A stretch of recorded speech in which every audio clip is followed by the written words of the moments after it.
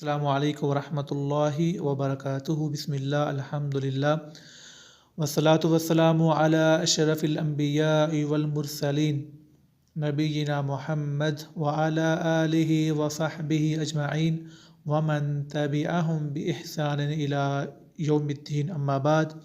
آج ہم نے دین کا دوسرا درجہ بیان کرنا ہے، وہ ہے ایمان اور اس کے ارکان۔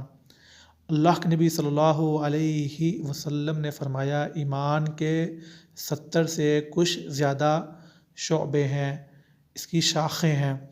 ان میں سے اعلیٰ ترین کیا ہے؟ لا الہ الا اللہ۔ اور سب سے جو ہلکا کیا ہے کہ راستے سے تکلیف دہ، نقصان دہ چیز کو دور کرنا ہے۔ اور شرم و حیا بھی ایمان کا حصہ ہے۔ اور اس ایمان کے 6 ارکان ہیں۔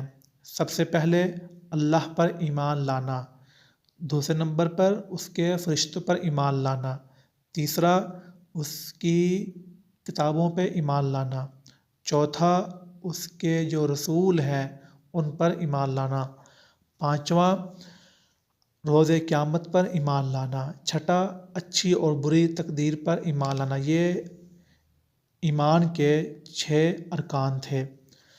اور ایمان کے یہ 6 ارکان ہیں، یہ سب کے سب جو ہے قرآن و حدیث سے ملتے ہیں، ثابت ہیں، اور ان پر ایمان لانا لازمی اور ملزوم ہے۔ اس کے بغیر ہمارا ایمان مکمل نہیں ہے۔